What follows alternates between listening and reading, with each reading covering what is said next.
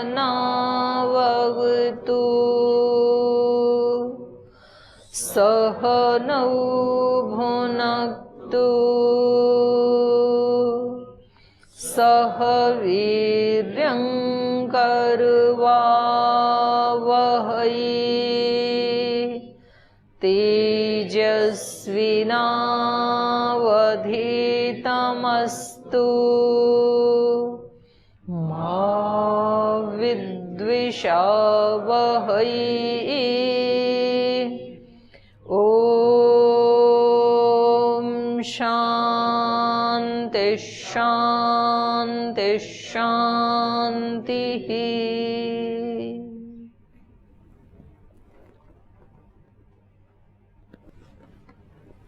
ये याज्ञवल्क्य जो उपदेश दे रहे थे अध्यात्म विद्या का, संन्यास विद्या का अपने पत्नी मैत्रेयी को, तो उसमें अभी ये प्रारंभ हुआ था मधु विद्या का। पहले उन्होंने एक दृष्टि हमें ये दी कि पहले अपने शरीर में ही उस ब्रह्म को पाना है, इसको छोड़ करके बाहर नहीं जाना है। तो एक बहुत बड़ा उपदेश तो वो पहले ही दे चुके हैं स्टार्टिंग में ही अपनी पत्नी को। और वहाँ उन्होंने फिर 3 वाद्यों का उदाहरण दे करके बहुत अच्छे से उसको समझाया कि 3 चीज़ें हैं, आत्मा है, इंद्रियां हैं, इंद्रियों के विषय हैं, मतलब ये संसार है हमारे सामने।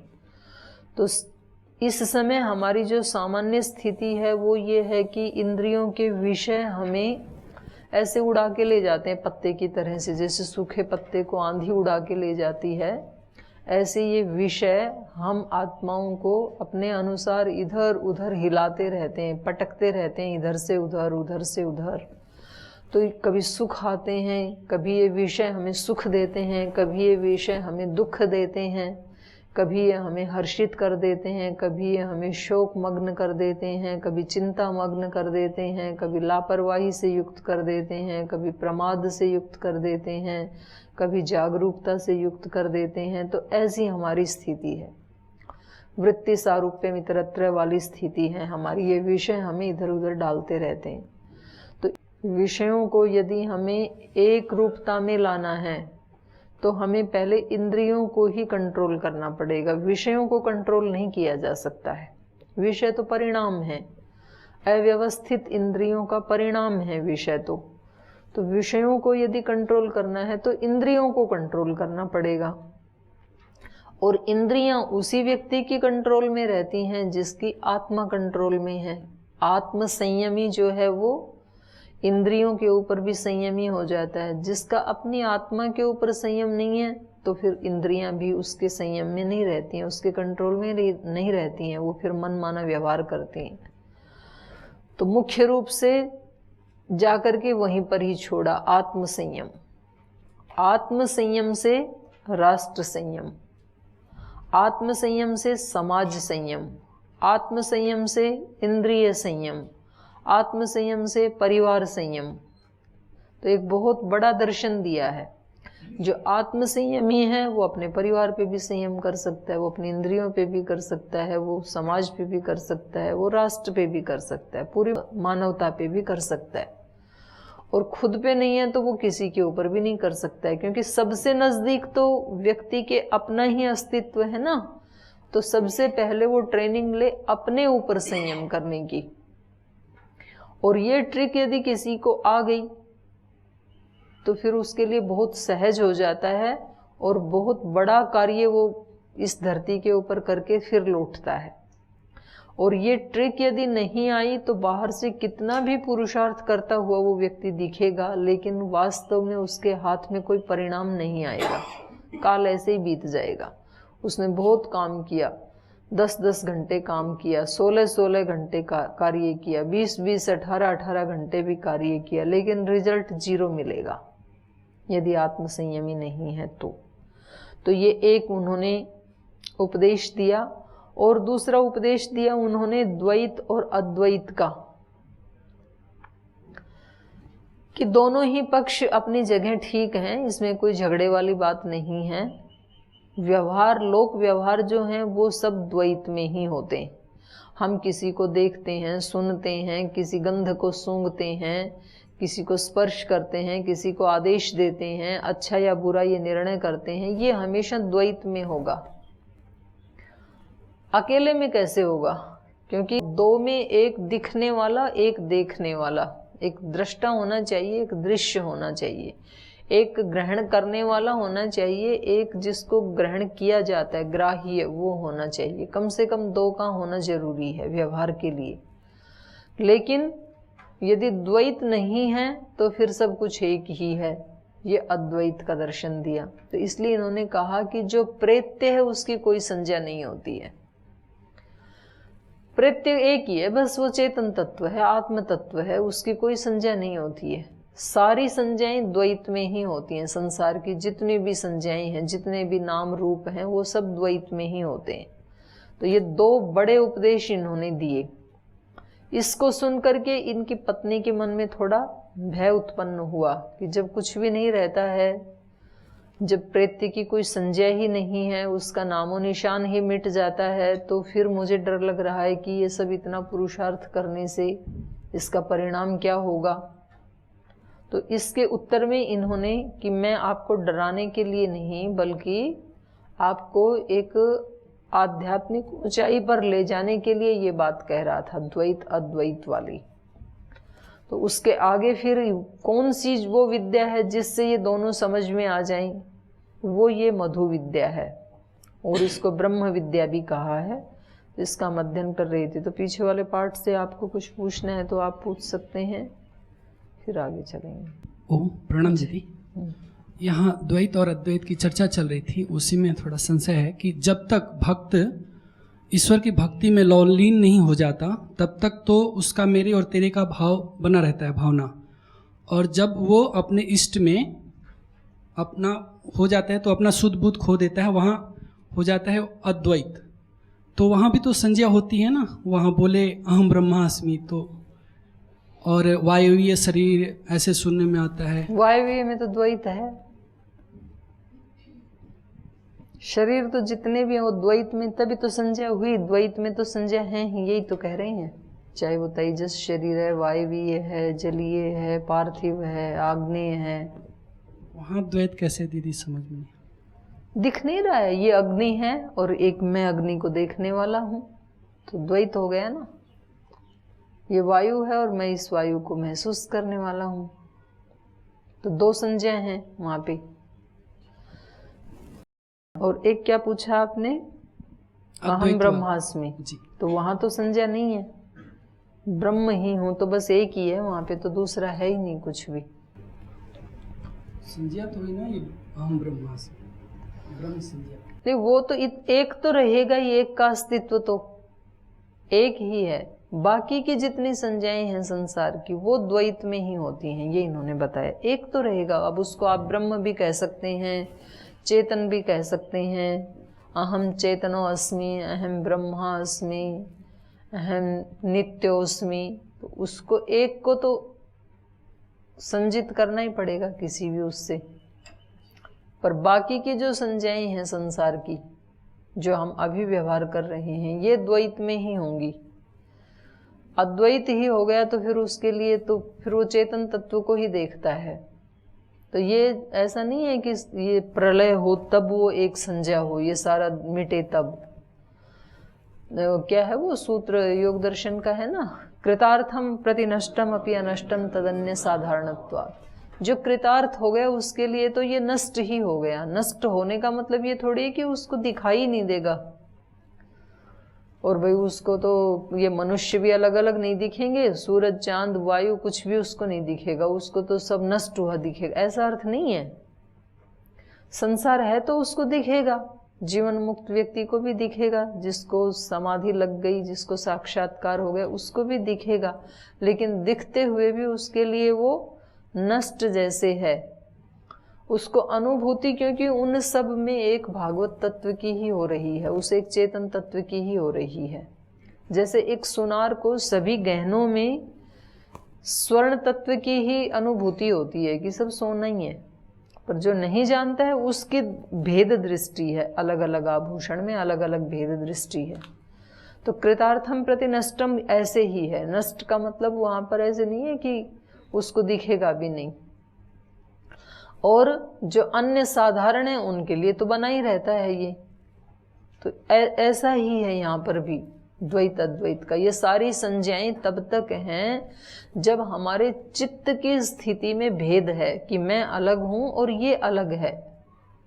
और जब हमारे चित्त की ही स्थिति ये हो गई, एक तीसरी दृष्टि मिल गई हमें, दिव्य दृष्टि, भागवत दृष्टि मिल गई, और हमारी दृष्टि में ये है कि ये कहीं भी भेद नहीं है, ये सब कुछ एक का ही विस्तार है।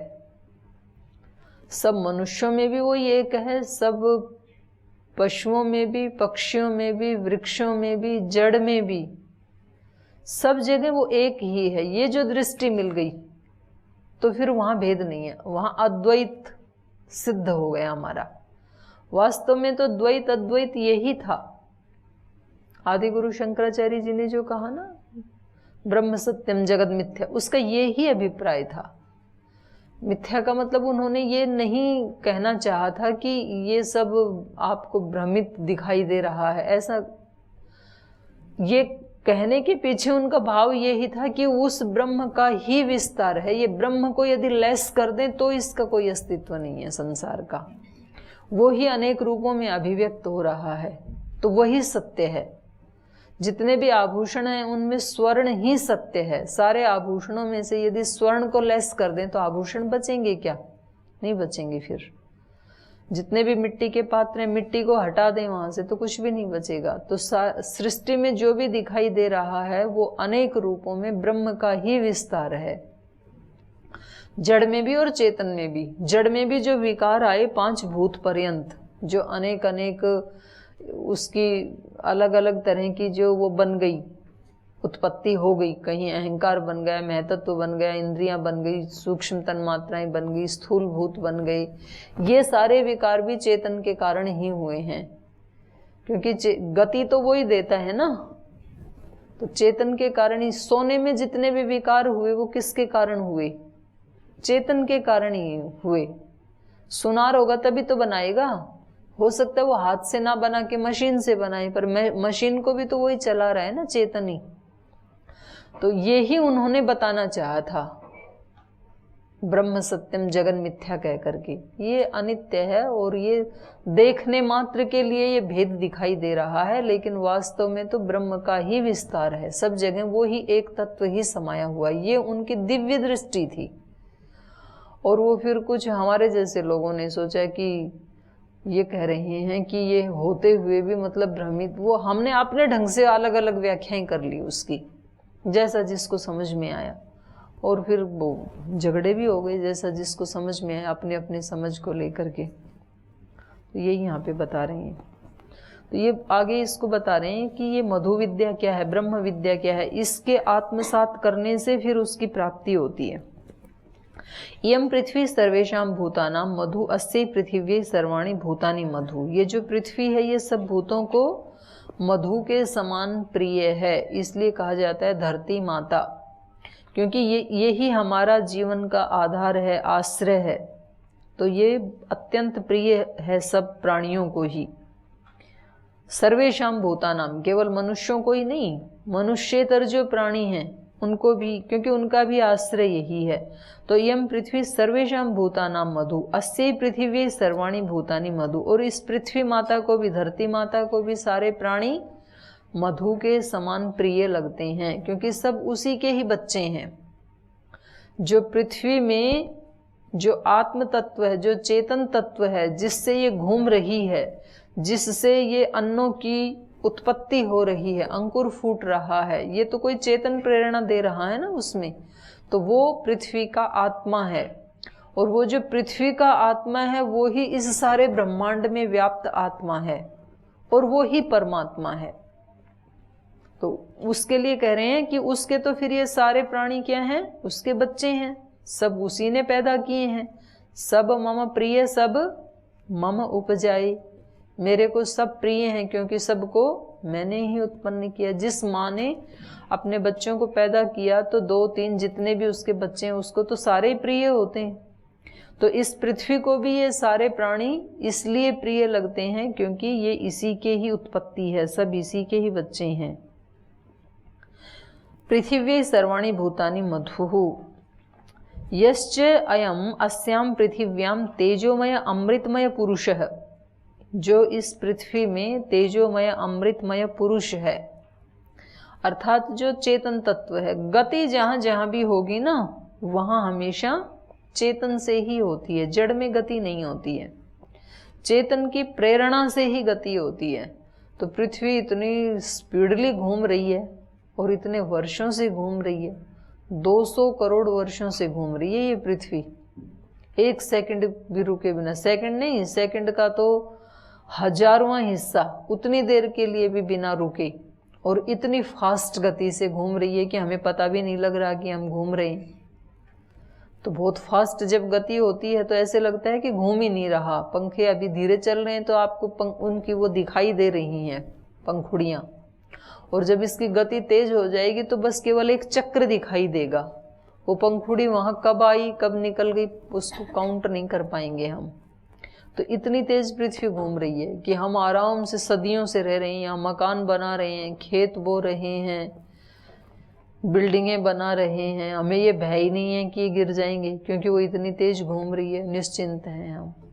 तो ये चेतन की सहायता, तो ये जो गति इसको दे रहा है वो कौन है? वो तेजोमय अमृतमय पुरुष है वो।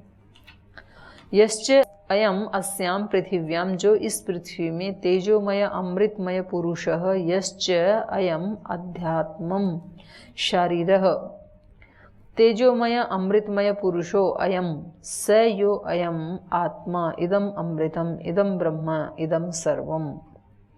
तो कह रहे हैं कि ये जो पृथ्वी जिसमें ये तेजोमय अमृतमय पुरुष है वो ही क्या है?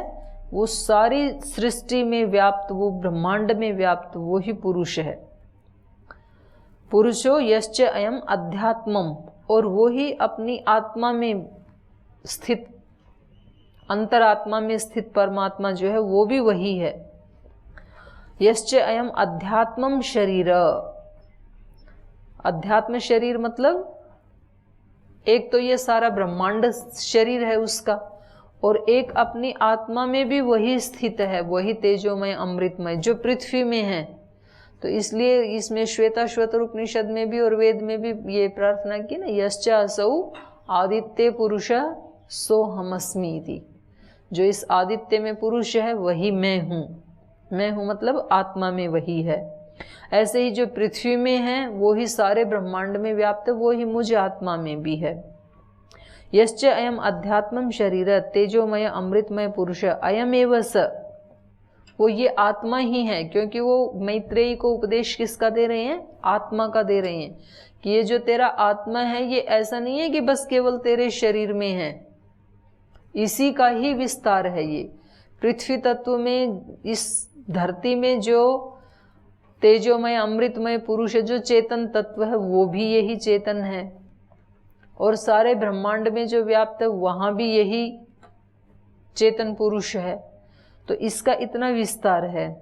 सो अयम आत्मा एतद अमृतम इदम ब्रह्म इदम सर्वम, ये ही ब्रह्म है और ये ही सब कुछ है। मतलब वो एक आत्मा ही अमृत है जो कभी मरता नहीं है, और वो आत्मा ही ब्रह्म है। ब्रह्म का मतलब विराट भी होता है, ब्रह्म का मतलब ईश्वर भी होता है। ऐसे ही इमा आप सर्वेशाम भूतानाम मधु आसाम अपाम सर्वाणि भूतानि मधु यश्च अयम अप्सुः तेजोमय अमृतमय पुरुषो यश्च अयम अध्यात्मम रैतस तेजोमय अमृतमय पुरुषो अयमेव सो अयम आत्मा इदम अमृतम इदम ब्रह्म इदम सर्वम। ये जो जल हैं ये भी सब प्राणियों को मधु के समान प्रिय हैं, क्योंकि जल है तो कल है, जल नहीं है तो जीवन ही नहीं है। जल से ही मनुष्य की उत्पत्ति होती है। तो इसलिए कहा इमा आप सर्वेशाम भूतानाम मधु, ये जो जल हैं ये सब प्राणियों को मधु के समान प्रिय हैं। कोई व्यक्ति अन्न के बिना तो कुछ दिन जिंदा रह सकता है, लेकिन जल के बिना जिंदा नहीं रह सकता है। इसलिए केदारनाथ में जब वो आपदा आई और जो लोग वहाँ पर मारे गए तो वो प्यास के कारण कुछ लोगों ने दम तोड़ दिया, उनके पास पानी नहीं था पीने के लिए। तो ये सारे जल जो हैं ये सब प्राणियों को मधु के समान प्रिय हैं। आसाम अपाम, और इन जलों को भी, ये जो जल हैं इनको भी सर्वाणी भूतानि मधु, इनको भी सारे प्राणी मधु के समान प्रिय लगते हैं। यश्च अयम अपसु तेजोमय अमृतमय पुरुष, इन जलों में जो ये तेजोमय अमृतमय पुरुष अर्थात जो परमात्मा है, आसु अपसु इन जलों में, यह च अयम और जो यह अध्यात्मम आत्मा के में माने अंतरात्मा में जो पुरुष है, हमारी आत्मा में अंतर्निहित जो परमात्मा है वो, यश्च अयम आसु अपसु तेजोमय अमृतमय पुरुष है, यश्च अयम अध्यात्मम रैतसह माने वीर्य से उत्पन्न शरीरधारी, यश्च अयम रैतसह तेजोमय अमृतमय पुरुषः अयमेव सः, ये वही है, दोनों में समानता है। यो अयम आत्मा, जो ये आत्मा है, हे मैत्रेयी जो ये तेरा आत्मा है जिसकी खोज के लिए मैं जा रहा हूँ और जिसकी खोज के लिए तू जिज्ञासा कर रही है, यह तेरा आत्मा भी इदम अमृतम इदम ब्रह्म इदम सर्वम, ये आत्मा ही अमृत है, इसका कभी नाश नहीं होता है, अविनाशी है ये। इदम ब्रह्म, यही ब्रह्म है, यही विराट है। इदम सर्वम, सब कुछ यही है। अयम अग्नि सर्वेषां भूतानां मधुः, अस्य अग्नेः सर्वाणि भूतानि मधुः, यश्च अयम अस्मिन् अग्नौ तेजोमय अमृतमय पुरुष, यश्च अयम अध्यात्मम् वांगमय तेजोमय अमृतमय पुरुषो अयमेव सो अयम आत्मा इदम अमृतम इदम ब्रह्म इदम सर्वम। तो ये जो अग्नि है, अयम अग्नि सर्वेषां भूतानां मधु, ये अग्नि सब प्राणियों को मधु के समान प्रिय है।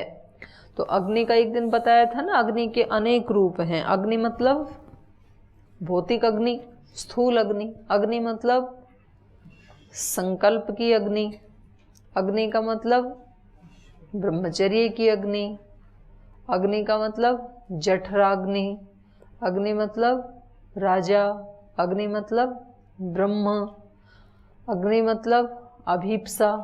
तो अनेक रूपों में है अग्नि। अग्नि के बिना हमारा जीवन संभव नहीं है।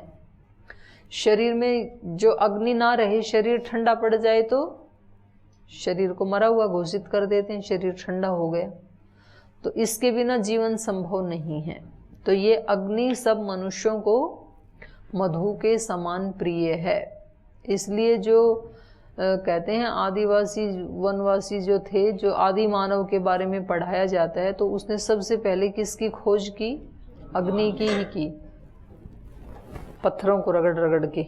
अयम अग्नि सर्वेषां भूतानां मधु, क्योंकि अग्नि ही अग्रणी भवति, आगे वही लेकर के जाती है। किसी भी प्रकार की आग जब होगी व्यक्ति के हृदय में, वो ही उसको आगे ले जाती है। अब जिसके अंदर संकल्प की अग्नि भी नहीं है, कुछ बनने की अग्नि भी नहीं है, कुछ सेवा की अग्नि भी नहीं है, पढ़ने की अग्नि भी नहीं है, खाने के लिए भी जठराग्नि नहीं है, तो ऐसे व्यक्ति का जीवन कैसा होगा? फिर मुर्दा जैसा होगा, वो तो एक जिंदा लाश जैसे ही होगा वो। ये अग्नियां ही तो हमें आगे जीवन में लेके जाती हैं, अग्नि अग्रणी। तो इसलिए ये अग्नि सब प्राणियों को मधु के समान प्रिय है। सर्वाणि भूतानि मधु, अस्याग्नेः सर्वाणि भूतानि मधु, और इस अग्नि के लिए भी ये सब प्राणी मधु के समान प्रिय हैं, माने अत्यंत प्रिय हैं। यहाँ मधु का इसलिए उदाहरण दे रहे हैं। यश्च अयम अस्मिन् अग्नौ, इस अग्नि में भी जो तेजोमय अमृतमय पुरुष है, जो वो अविनाशी ईश्वर है, क्योंकि ये सारी संज्ञाएं उस एक की ही हैं, तो इनके अंदर वही है छिपा हुआ। यश्च अयम अस्मिन् अग्नौ तेजोमय अमृतमय पुरुष, यश्च अयम अध्यात्म, और जो तेरी आत्मा में पुरुष है, वांगमय तेजोमय अमृतमय पुरुष अयम एव स, जो तेरी आत्मा में जो पुरुष है वो वांगमय तेजोमय अमृतमय जो पुरुष है वही है। स यो अयम आत्मा इदम अमृतम इदम ब्रह्म इदम सर्वम। तो वह तेरा आत्मा ही अमृत स्वरूप है, अविनाशी है, उसका नाश नहीं होता है, और वही विराट है, वही सब कुछ है। अयम वायु सर्वेशाम भूतानाम मधु। ये वायु सब प्राणियों को मधु के समान प्रिय है। थोड़ी देर भी जब हवा रुक जाती है ना तो लोग परेशान हो जाते हैं कि जी एकदम ऐसी घुटन हो गई, अब श्वास भी कहाँ से लें, कितनी देर जिया जाएगा। अभी तो हम बड़े आराम से श्वास ले रहे हैं, हमें पता भी नहीं कि हम कोई क्रिया कर रहे हैं। पर आप कल्पना करो कि जैसे कभी कभी आपको कहीं बंद कर दिया जाए और वहाँ आप श्वास नहीं ले सकते हैं, एकदम शीशे की तरह ना, बिल्कुल सील, तो फिर कितना जी घबराने लगेगा ना थोड़े ही पलों में। तो तब पता लगेगा कि इसका क्या महत्व है वायु का। अभी तो हम ले रहे हैं तो हमें पता ही नहीं है और धन्यवाद भी नहीं करते हैं कभी। तो इसका एहसास तब होगा जब इसका अभाव होगा। तो ये वायु सब प्राणियों को मधु के समान प्रिय है, और इस वायु को भी सब भूत मधु के समान प्रिय हैं। अस्य वायो सर्वाणि भूतानि मधु यश्च अयम अस्मिन् वायौ तेजोमय अमृतमय पुरुष यश्च अयम अध्यात्मं प्राणः तेजोमय अमृतमय पुरुषो अयम एव स यो अयम आत्मा इदम अमृतम इदम ब्रह्म इदम सर्वम। तो वही पहले जैसे ही अर्थ है। ये सब प्राणियों को अत्यंत प्रिय है वायु, और वायु को भी सब प्राणी अत्यंत प्रिय हैं मधु के समान। ये जो इस वायु में निहित अविनाशी पुरुष है, तेजोमय अमृतमय पुरुष है, और यश्च अयम अध्यात्मम, और जो तेरा आत्मा है, आत्मा में निहित परमात्मा है, प्राण तेजोमय अमृतमय, वो भी क्या है, तेजोमय अमृतमय है पुरुष। अयम एव सह, वो दोनों एक ही हैं। यो अयम आत्मा इदम अमृतम इदम ब्रह्म इदम सर्वम। तो ये जो तेरा आत्मा है मैत्रेयी, ये ही सब कुछ है, यही ब्रह्म है, यही अमृत है, यही सब कुछ है। अयम आदित्य सर्वेषां भूतानां मधु अस्य आदित्यस्य सर्वाणि भूतानि मधु यश्च अयम अस्मिन् आदित्ये तेजोमय अमृतमय पुरुष यश्च अयम अध्यात्मं चाक्षुषस्तेजोमय अमृतमय पुरुष अयमेव स यो अयम आत्मा एतद अमृतम एतद इदम ब्रह्म इदम सर्वम। तो ये भी स्पष्ट है कि आदित्य सब प्राणियों को अत्यंत प्रिय है, इसलिए उसके उदय होते ही सब लोग उसको प्रणाम करने लगते हैं, कुछ जल देने लगते हैं, कुछ ऐसे ही उसके सामने बैठ जाते हैं त्राटक करने के लिए, कुछ आंख बंद करके उसकी स्तुति करते हैं। तो ये सूर्योदय जब होता है तो ये उगता हुआ सूर्य सब प्राणियों को अत्यंत प्रिय लगता है, मधु के समान प्रिय लगता है। और सूर्य को भी सब प्राणी बहुत प्रिय हैं, इसलिए तो वो 200 करोड़ वर्षों से जलता ही चला जा रहा है, काम सेवा करता ही चला जा रहा है। तो जो उस आदित्य में स्थित जो पुरुष है, उसमें जो अविनाशी पुरुष है, वही तेरी आत्मा में भी है। तो सारे ब्रह्मांड का चक्र लगवा रहा है अपनी पत्नी को ऋषि। यहाँ पर आदित्य तेजोमय अमृतमय पुरुष यश्च अयम अध्यात्मम चाक्षुषः तेजोमय अमृतमयी। तो ये तेरा जो चाक्षुष चक्षु में स्थित जो पुरुष है, ये तेजोमय अमृतमय पुरुष है। अयम एव सह, ये वही है जो वहाँ है ना, वो ही यहाँ पर है। सो अयम आत्मा, वही यह आत्मा है। इदम अमृतम इदम ब्रह्म इदम सर्वम। तो ये अमृत स्वरूप है, ये ब्रह्म स्वरूप है, ये ही सब कुछ है। फिर ऐसे ही ये सारी दिशाएं, फिर चंद्र, इमा दिशा सर्वेशां भूतानां मधु आसाम दिशां सर्वाणि भूतानि मधु यश्च अयम आसु दिक्षु तेजोमय अमृतमय पुरुष यश्च अयम अध्यात्मं श्रोत्र प्रातिश्रुतकः तेजोमय अमृतमय पुरुष अयम एव स यो अयम आत्मा इदम अमृतम इदम ब्रह्म। तो यहाँ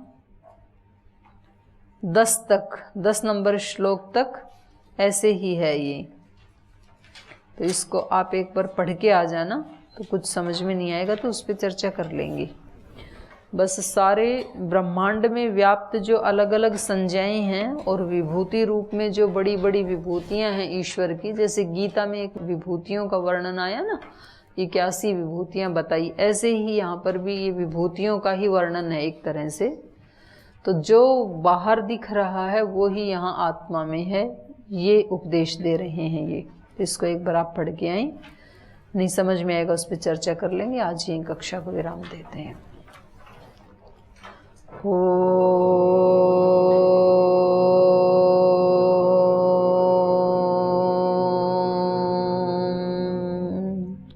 शांति शांति शांति। श्री गुरुभ्यो नमः।